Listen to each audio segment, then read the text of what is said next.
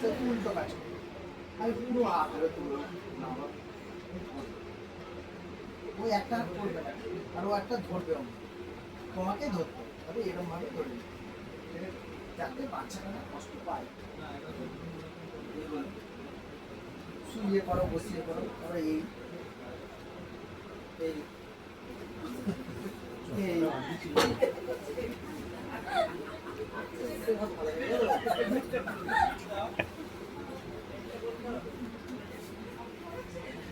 আমি কিছু জানি না, ঠিক আছে? এগুলো করতে হবে, পাও করতে হবে। এবার শুয়ে দিচ্ছি,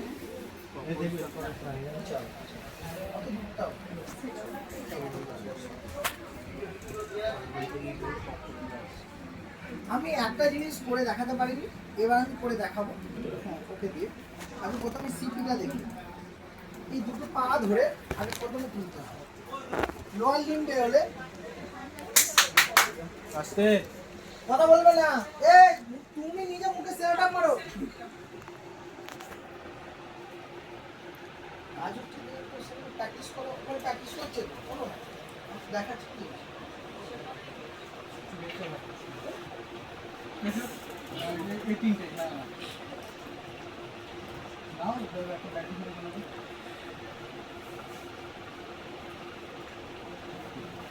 তো আমরা কি হচ্ছে লোয়ার লিম্বে যখন দেখাচ্ছি এরকম পা তুলে নিতে হবে, হবে না?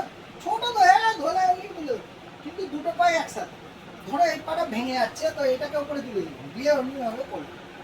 সিঙ্গেল পা সহজে করবে না, এরও এই যেটা সাধারণত ভোরদের ক্ষেত্রে হয় না, বুঝতে পারলাম? আগে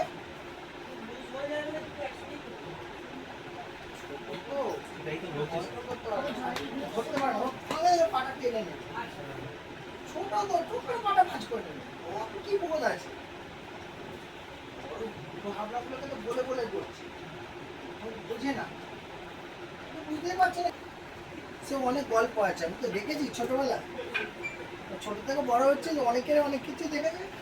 হ্যাঁ স্যার, প্যান্ট পরালে তো আর ওটা স্প্রে হবে। হ্যাঁ, প্যান্ট পরালে আর মুখে গিয়ে পড়বে, কি হবে না? প্যান্ট পরালে আর মুখে গিয়ে পড়বে না। প্যান্ট পরায় না তো, প্যান্ট পরায় খুব কমই প্যান্ট পরায়।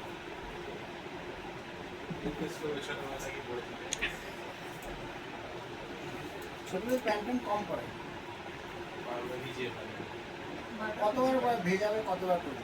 এখন এখন এসছে প্যাম্পাস, যাদের পয়সা আছে তারা একটা প্যাম্পাসের দাম নেই, বাইরে বাইরে গেল ঠিক আছে, কিন্তু সম্ভব নেই, কোনোদিনও কারোর পক্ষে সম্ভব নয় এই পাটা ভাঁজ করা এরকম ভাবে। তোমাকে এরকম বিট করে ধরে নিতে হবে, তার মানে এইটা ধরে নিলে যেটা ভালো সেটার সাথে